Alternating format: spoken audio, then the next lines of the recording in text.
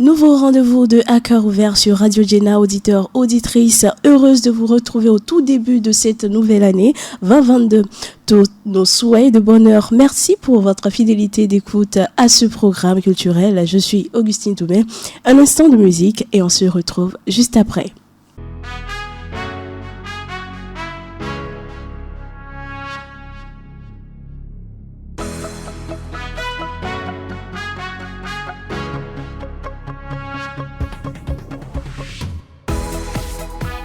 C'est le moment tant attendu de ce programme, un moment où nous recevons notre invité à la barre.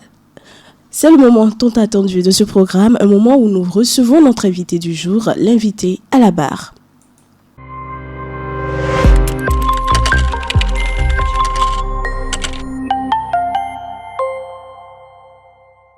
Né le 6 février 1973, Akapo Akwete Paul Segede est un artiste peintre qui, dès l'âge de 9 ans, s'est vu emporté par un amour inconditionnel pour le dessin. Passionné par ses prédécesseurs, Feu Jimmy Hope, Picasso et bien d'autres encore, il quitte à l'âge de 29 ans le Togo pour rejoindre la France pour perfectionner son art. L'artiste se fie aujourd'hui au questionnaire de la juge. Il est à la barre. Akwete Paul Segede, bienvenue. Oui, bonjour Augustine. Vous vous plaisez dans vous plaisez dans les locaux de Radio Jena. Oui, ça fait plaisir d'être l'invité de l'émission.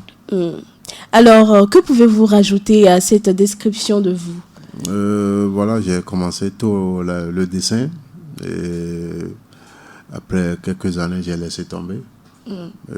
Parce qu'on savait ce que ça donne quand on fait du dessin ou on veut devenir peintre ou artiste. À l'époque, c'était difficile. Donc du coup, j'ai laissé tout tomber. C'est quand je suis arrivé en France que j'ai repris la peinture. Alors, qu'est-ce qui vous a poussé tout d'abord à vous donner au dessin? Il est vrai que les dons et les talents se révèlent dès le jeune âge. Et vous en êtes quand même un exemple. Déjà, à l'âge de 9 ans, vous aviez déjà commencé par dessiner. Dites-nous comment tout ça a commencé. Oh, ça a commencé sans le savoir. Je ne savais même pas que j'allais profiter de ce que je faisais quand j'étais gamin. Parce qu'on était tout petit, hein, on ne savait pas. Moi, je dessinais. Seulement, c'était ma passion. Donc, c'est en grandissant qu'on se demandait, mais c'est surtout quand je suis arrivé en France que je me suis dit j'avais quelque chose avant, que j'avais laissé en chemin. Et je suis reparti le retrouver. Et c'est devenu ma passion pendant toute ma vie maintenant. Donc, ça s'explique pas. C'est difficile d'expliquer quand on était gamin, de faire des dessins sans savoir ce que ça va nous apporter. Voilà. Et le temps de pause, c'était dû à quoi? C'était dû aussi au spectacle parce que après je suis devenu, disons qu'on était dans le showbiz. Quand je dis showbiz, pas tellement dans le showbiz, mais on était dans le spectacle. Voilà. De 1980. En 2002, j'étais dans le spectacle au Centre culturel français à l'époque. Donc du coup, ça aussi a ça fait que j'ai pas repris rapidement le dessin et la peinture. Donc c'est plus tard que voilà, parce qu'on peut pas poursuivre deux lièvres à la fois. Donc du coup, au jour d'aujourd'hui, c'est bon. Maintenant, j'ai retrouvé ma passion du début. Voilà. C'est bien, maintenant je suis content. Mais il vous a fallu quoi quand même pour retrouver cette passion-là? C'est vrai, il y a beaucoup de jeunes, beaucoup d'enfants aujourd'hui, on les voit dessiner et tout. Mais est-ce toujours facile de quand même déceler ce talent, ce don-là qu'on a? Non, il suffit d'avoir l'aide de la famille. Moi, je sais que je n'avais pas l'aide de la famille pour poursuivre, surtout à dessiner, à faire de la peinture. Mais surtout que quand je suis allé en Europe, c'est là où je m'ennuyais. Parce que on allait au boulot, on revenait à la maison, on n'avait rien à faire. Donc du coup, c'est là où je me suis dit, pourquoi pas me remettre à la peinture. Tout simplement parce que C'est surtout quand en Afrique, surtout au Togo, normalement c'est les parents qui doivent encourager les jeunes, les enfants à leur disant allez, continuez de dessiner, c'est bien, ça peut nourrir un homme. Nous, on n'avait pas eu cette chance. Qu'est-ce qu'ils faisaient alors, les parents, à cette époque? À l'époque, moi, mes parents, ils ne savaient même pas. Moi, ma maman était étonnée quand je suis revenu avec les peintures ici à Lomé. Parce qu'à l'époque, déjà, je n'avais pas grandi avec ma maman. Notre maman, on n'avait pas grandi ensemble. On allait la voir que pendant les vacances. Donc, du coup, la famille, normalement, ne savait pas aussi parce que je faisais que en cachette.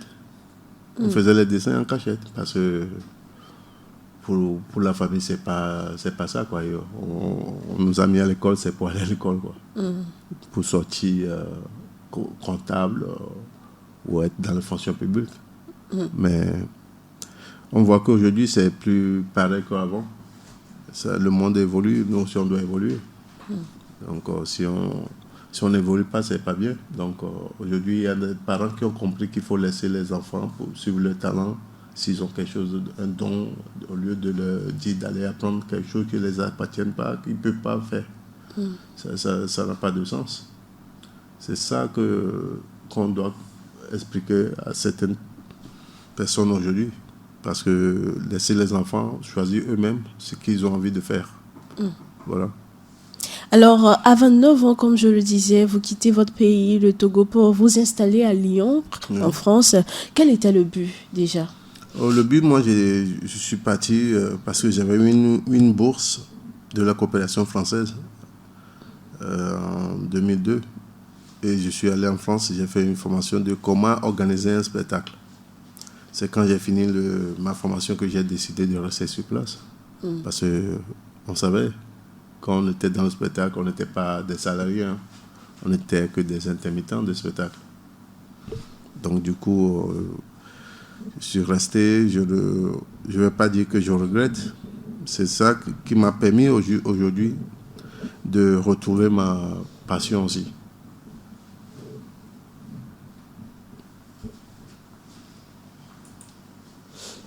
Et arrivé, c'est ça qui vous a permis de retrouver votre passion. Ma passion, ouais. Et quel a été le déclic? Le déclic, c'est surtout... normalement, je devais commencer tôt à me remettre en peinture parce que j'étais à côté de Dimi. Dimi Rope, c'est comme un grand frère. On était tout le temps ensemble. Il me disait, mets-toi la peinture. Je disais, non, pour le moment, j'ai pas envie, je suis parti. C'est quand je suis arrivé en France que j'allais aux expos, voir les autres artistes. Et c'est là où je me suis dit, mais il faut attaquer, quoi. Il faut aller maintenant à la peinture. C'est ça qui m'est arrivé. Et voilà, nous parlons peinture. Aujourd'hui, étant déjà artiste, parce que ça fait déjà 18 ans de carrière, dans quel contexte est-ce qu'on place votre art? De toutes les façons, on ne peut pas dire des contextes. C'est-à-dire, moi, j'ai mon style aussi. Moi, je n'aime pas me comparer avec d'autres artistes. Chaque artiste a son style. Son style, a sa touche personnelle. Voilà. Donc, du coup, moi, j'ai mon style que j'appelle le macaféisme abstrait et j'ai le mascarisme aussi. Et quand je dis que c'est mon style, c'est pas ce qui n'existait pas avant. Ça existait, mais sauf qu'il n'y avait pas de nom. C'est comme le mascarisme. C'est-à-dire, nous, les Africains, quand on peint, on travaille surtout sur les masques africains, sauf qu'on n'avait pas de nom. C'est comme, je le dis aujourd'hui, Picasso, il était inspiré par les masques africains, sauf qu'ils n'ont pas donné ce nom. Ils ont donné le cubisme. Le cubisme vient d'où? Ça vient de l'Afrique. Donc l'art, en général, vient de l'Afrique. Quoi que soit même si c'est la musique, tout ce qui vient de l'art, c'est de l'Afrique. Alors vous parlez de macaféisme. Le macaféisme, c'est parce que je travaille avec le marc de café, que je mélange avec la peinture. C'est ça qui me donne ce nom. Quelles sont vos créations? Mes créations, c'est-à-dire, j'ai pas... Vos créations, ce que vous créez, qu'est-ce qu'on retrouve dedans? Ce sont des Ah, mais personnages, ça des dépend. dessins? Moi, j'aime bien parler de la société, qu'on- de notre vie, surtout, parce que il faut véhiculer quelque chose aussi quand on fait de la peinture. Et il y a des choses qu'on véhicule, qu'on essaie de faire comprendre aux gens, parce que moi, j'ai pas l'habitude de trop parler. Je suis un peu timide. Donc, ma manière de Ce qui est dire les choses... paradoxal, parce que vous êtes un penseur. Voilà, je suis un penseur parce que j'aime bien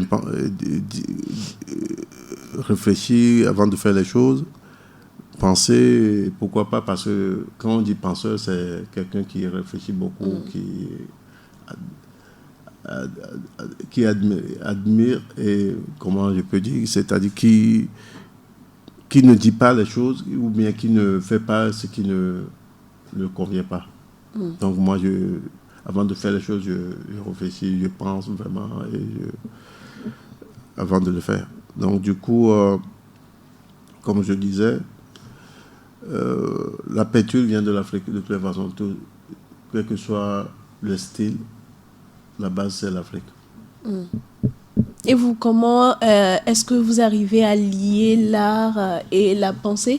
Parce que vous êtes artiste, vous êtes en même temps penseur, mais on vous sent timide, on vous sent très calme, très humble. Oui, Comment est-ce que vous arrivez merci. à jumeler tout ça? Oh, mais c'est pas compliqué, normalement, il faut être quelqu'un de cool déjà. Moi, quand je dis cool, ça ne veut pas dire qu'on me gifle, je vais laisser la personne continuer. Non, ça veut Alors pas vous dire... vous bagarrez également? Non, mais si ça arrive, la violence, des fois, on peut pas se laisser faire parce qu'on est cool ou on est gentil, les gens peuvent nous piétiner. Non, c'est pas logique. Il faut réagir à un moment.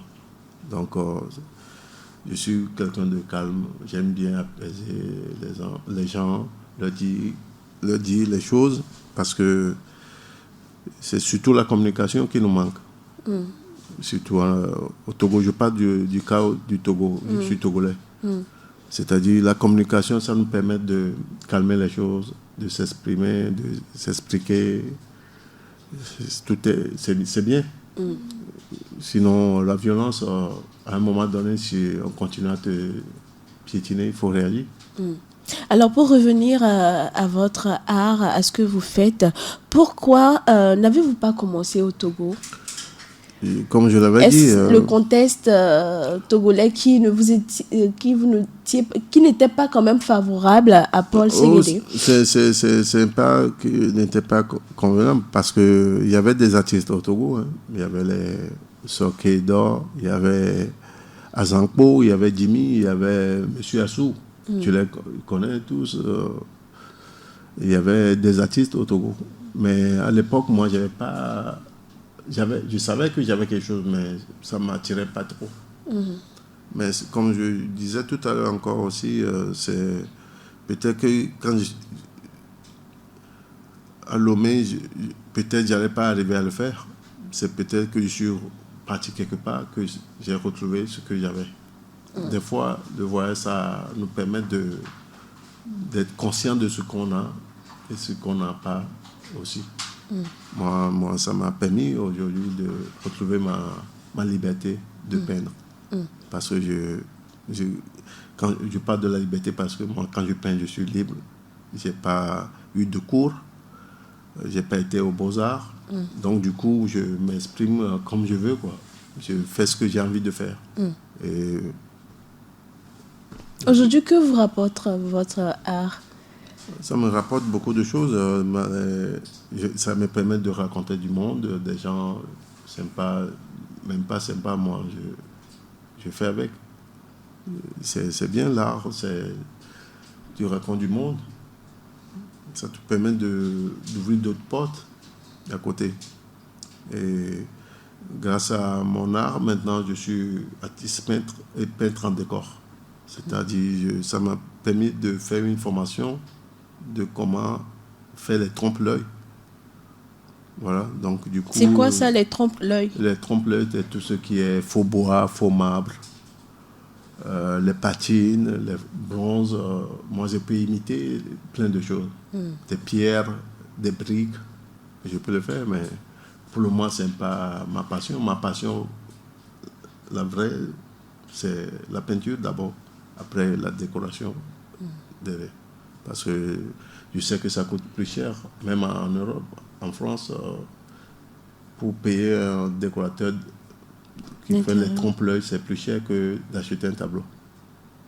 Donc du coup, je le fais de temps en temps, mais je sais que je viendrai, pourquoi pas au Togo, monter une entreprise. Et justement, quel est votre regard sur l'art au Togo? Oh, ça fait... Depuis quand... Ça fait longtemps, avant quand il y avait le Centre culturel français, je regardais toujours les artistes qui exposaient. Mais maintenant, tout a changé. Donc du coup, c'est Onomo qui expose et je suis allé l'autre fois, désolé, j'ai oublié le nom de l'artiste, je suis allé voir parce que j'ai appris qu'il y avait une exposition et je suis allé voir. J'aime bien voir les autres artistes parce que c'est comme ça qu'on peut faire les choses. Si on dit qu'en haut, moi, l'autre artiste, j'ai pas envie d'aller le voir, ça ne sert à rien. Moi, j'aime bien discuter avec tout le monde. Discuter, ça veut dire que même si je rencontre un fou dans la rue, je peux en tirer quelque chose. Parce que c'est ça, la vie. Il ne suffit pas de se dire, moi, je sais faire ça. Moi, je n'ai jamais dit que je suis le meilleur. Parce qu'on ne peut pas dire qu'on est meilleur dans quelque chose. Parce qu'il y a toujours d'autres qui sont meilleurs. Donc, c'est ça qui me permet de raconter les autres artistes, discuter avec eux. Moi, je suis ouvert à tout. Je n'ai pas la clé de la peinture. Et aujourd'hui, comment arrivez-vous à percevoir le talent ou comment jugez-vous le talent des jeunes artistes aujourd'hui? Il y a plein de talents au Togo. Sauf qu'il n'y a pas de structure à côté pour les mettre dans le bain. Parce que moi, je ne sais pas s'il y a encore des festivals au Togo. Festival d'art où chaque 6 mois, on doit avoir un festival ou un salon. Il n'y a pas ça au Togo. Il est vrai que Covid est passé par là. J'ai l'impression que tout le monde accuse Covid comme si Covid... donc avec Covid, on ne peut pas vivre. Il faut continuer à vivre. Donc il n'y a pas ça, il n'y a pas de salon, il n'y a rien pour attirer le public vers l'art. Moi, j'ai fait l'expérience. C'est la première fois que j'ai fait une exposition à Lomé. Il y avait eu du monde. Ça veut dire que les gens s'intéressent à l'art, mais sauf qu'il n'y a pas des structures. Alors, selon vous, qu'est-ce qui devrait normalement être fait? Mais selon moi, c'est pas la balle n'est pas plus dans notre camp, nous les artistes. La balle est dans le camp de ceux qui sont là pour nous dire on a fait ça, on a fait ça. Nous, on a déjà fait notre boulot. Maintenant, les autres n'ont qu'à faire leur boulot. Avoir des centres culturels, avoir des lieux d'exposition, c'est pas compliqué quand même. Alors, si on a tout ça, c'est tant mieux pour la jeunesse togolaise. Avec 18 ans d'expérience, qu'est-ce qui explique que l'on peine encore à vous connaître au Togo? Oui, parce que je n'ai pas commencé à exposer à Lomé. Donc, les gens me connaissent à Lomé. Sur notre façade, je peux dire, oui, voilà. Parce sur quelle façade? J'étais dans l'espace jeune de Lomé, c'est connu. Parce qu'on avait organisé l'All-Star Game, espace jeune au Centre culturel français, plus de 300 spectacles faits au Centre culturel français de Lomé. Donc aujourd'hui, je ne dis pas que je suis connu, mais au moins il y a ma génération, il y en a qui me connaissent un peu, disons comme ça. Mais pour ma peinture, ça viendra petit à petit, oiseau fait son nid. Faut pas, moi, je suis patient, je ne suis pas quelqu'un qui est pressé. Ouais. Et c'est vrai, on a relevé Jimmy Hope, qui était l'un de vos, je dirais, celui-là qui quand même vous a boosté dans votre élan. Quel regard portez-vous sur l'homme? C'est vrai qu'aujourd'hui il n'est plus, mais les œuvres qu'il a accomplies, quel regard est-ce que vous portez sur? Tout d'abord, paix à son âme, parce que Jimmy, c'est, comme je disais, c'est comme un grand frère. Moi, je le connaissais quand j'étais petit. J'étais pas... Il venait chez mes cousins à la maison. Donc, après quelques années, on s'est perdu de vue. C'est en 1995 qu'on s'est retrouvés, quand on devait commencer notre espace du jeu. C'est là où on s'est retrouvés, voilà. Même son album, It's Too Late, on était, comment on dit, les distributeurs de cet album. Donc, Jimmy, c'est un monument au Togo. Il chante bien, il fait bien la peinture, il avait tout, quoi, tout ce qu'il fallait. Moi, je me rappelais bien, je l'avais dit une fois, pourquoi il ne restait pas en Europe pour chercher le public européen. Parce qu'il avait tout ce qu'il faut pour rester en Europe pour le public européen. Mais il a préféré rester à Lomé. C'est son choix, de toute façon. Est-ce à dire que le sol togolais n'accueille pas bien ses fils? Oui, s'il faut le dire. Il ne faut pas se voiler la face, parce qu'il faut dire les choses. On a connu, au moins Jimmy, au moins il en a profité de son art.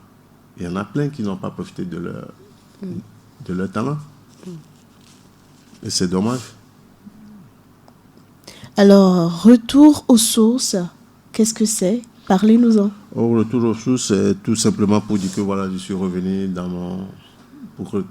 pour retrouver ma racine, là où ça a commencé. Quand je dis là où ça a commencé, là où j'ai commencé à dessiner. Mais pour me mesurer au public, pour voir comment les gens vont m'accueillir. Et j'étais vraiment, vraiment ému par le public. Et pour une première fois, je ne sais pas quoi dire. Comment ça s'est passé? Juste leur remercier en leur disant merci beaucoup pour tout ce qu'ils m'ont apporté. Et ça fait vraiment du bien de revenir au Bécaye. Alors déjà que vous êtes revenu, quels sont vos projets pour l'art, le milieu de l'art au Togo? Les projets, on en parle tous les jours. Mais sauf que, comme tu viens de le dire, tu sais très bien, on est dans un pays où c'est compliqué. Moi, je le dis, on a des projets tout le temps. Mais si on est dans un pays où on ne peut pas nous aider à faire les projets, je ne dis pas qu'ils sont brillants. Moi, j'ai fait mon expo, je l'ai fait seul. Je n'ai pas attendu tel institut ou tel organisme avant d'organiser mon expo. C'est-à-dire, il y a juste mettre les moyens de bord, les premiers, pour aider les artistes. On a tellement de choses. Moi, je sais que d'autres artistes, il y en a qui sont à Lomé et qui n'ont jamais exposé, qui sont bien, qu'on peut vendre ailleurs. C'est-à-dire, quand je dis vendre, ce n'est pas l'artiste qu'on va vendre. C'est tout ce que les artistes font, ça fait partie de notre pays, c'est-à-dire ça fait partie de notre patrimoine. Du patrimoine. C'est-à-dire les gens vont parler de tel artiste en disant il est togolais, ça fait partie du Togo. Donc c'est à nous, aux Togolais, de faire tout ça, c'est pas les autres pays. Moi, quand on parle de Picasso, Picasso n'est pas français, mais quand tu vas parler, les Français vont parler de Picasso, ils vont parler comme s'il était français. Il est espagnol d'origine, mais il est venu rester en France et ils l'ont accaparé. Ils l'ont dit. Et vous, Picasso. En France, comment est-ce qu'on perçoit ce que vous faites comme art? Moi, je suis toujours dans mon style, donc du coup, c'est toujours étonnant. Les gens ils sont étonnés de voir ce que je fais, surtout le mar de café. Et j'utilise aussi les coris. Et ça plaît aux gens. Mais je sais que la route est longue pour se faire connaître. Donc, ça va venir. Tant que je vis, j'ai de l'espoir. Quand vous parlez de difficultés, à quoi faites-vous concrètement allusion? Quelle difficulté? Au Togo ou ailleurs? Oh, en général. En général? Oui. Oh, mais de toutes les façons, il faut être patient. Moi, je le suis. Moi, je ne suis pas pressé qu'on me dise que Paul est connu. Non. L'essentiel pour moi, c'est de continuer à travailler. Et un jour, ça va arriver. Ça va venir. Parce que l'art, c'est pas... On fait l'art, c'est pour quelque chose. Moi, c'est une partie de mon âme que je laisse sur des tableaux. C'est-à-dire, quelqu'un qui achète un tableau, il a quelque chose de moi. Et c'est pour ça que je dis, quand les gens me demandent est-ce que je vends, je dis non, arrêtez, je ne suis pas un boulanger, je vends pas du pain. Avant d'amener un tableau, chez soi, il faut savoir pour qu'on l'amène. Il faut être dedans. Quand on se lève le matin, on doit savoir pourquoi j'ai ce tableau.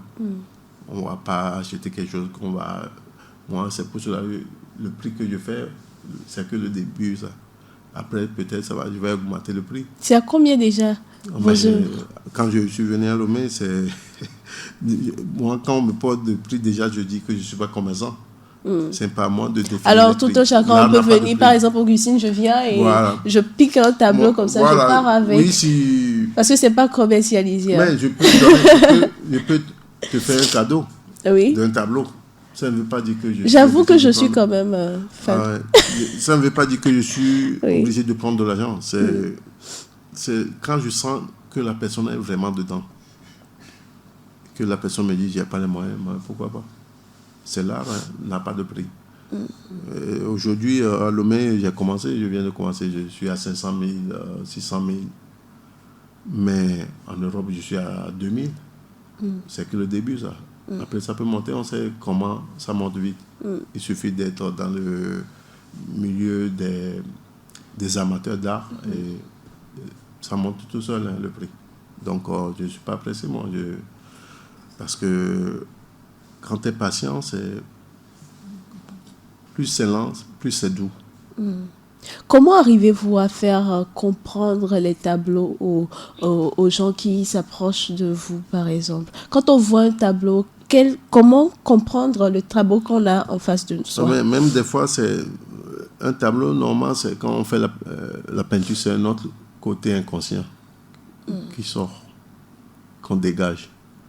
Donc du coup, des fois, c'est quand il y a le public, les gens te posent des questions, c'est là où tu te dis, ah, j'ai même pas vu ça. Parce que des fois, il y a plein de choses qu'on ne voit pas. Parce qu'un tableau, c'est énorme. Moi, je n'ai pas amené des grands formats ici. Je fais des 2 mètres, 3 mètres sur 2 mètres. Je le fais, mais je ne peux pas lire tout ce qu'il y a dedans. C'est difficile. Mais c'est quand le public est là, qu'on te pose des questions, moi je vois ça, est-ce que c'est normal? C'est là où on se dit, mais ah bon, c'est moi qui l'ai fait. Parce que c'est un côté inconscient qui parle. Même des fois, les titres d'un tableau, je ne le donne pas avant de commencer. Je commence avant de savoir que c'est ce que je suis en train de faire. C'est un côté inconscient.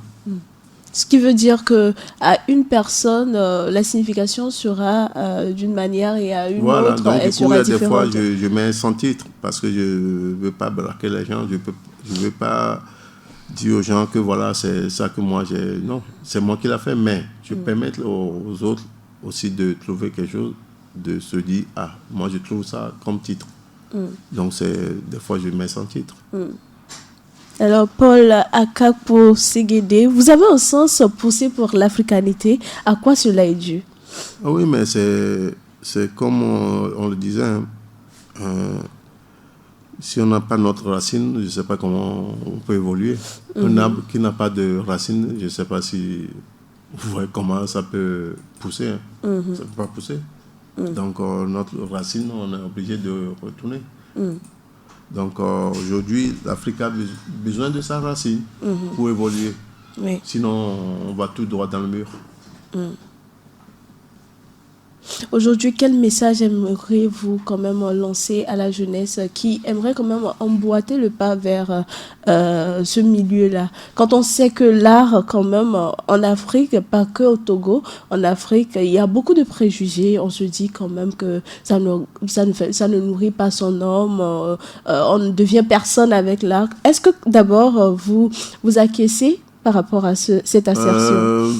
Au jour d'aujourd'hui, maintenant, c'est en train de vraiment marcher en Afrique.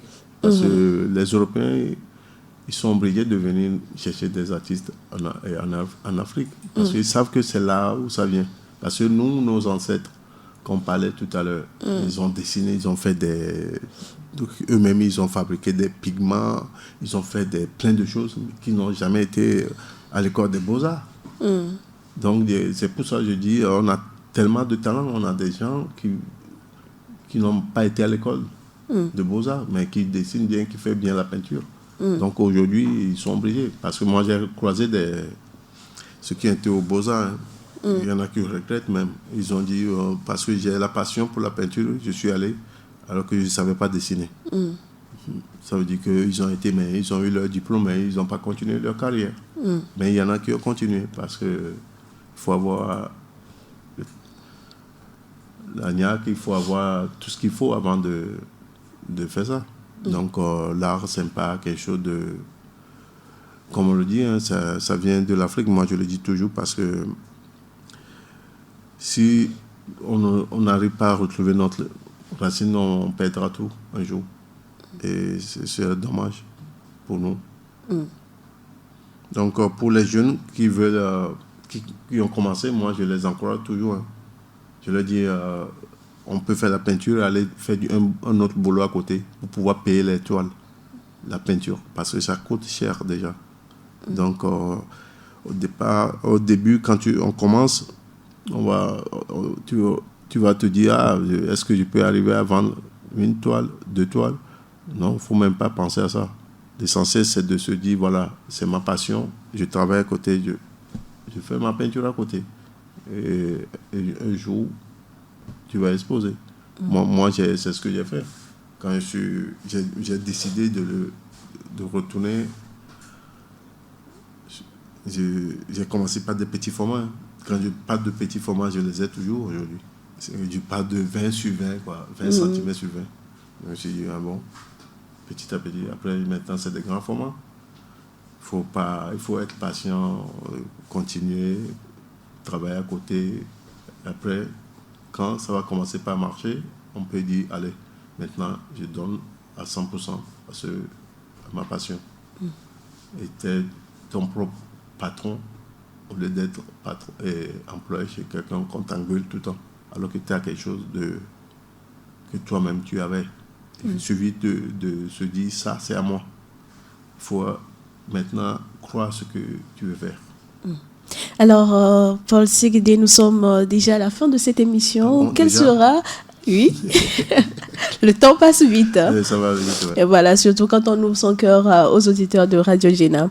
Alors, quel sera votre mot de la fin? Mon mot de fin, c'est de dire merci, profiter pour dire merci à tout le monde, le public qui était passé me voir pour mon expo, et surtout à mes collaborateurs, c'est-à-dire le commissaire de l'expo, Lawson Boevi, Alès, qui a vraiment fait un bon boulot.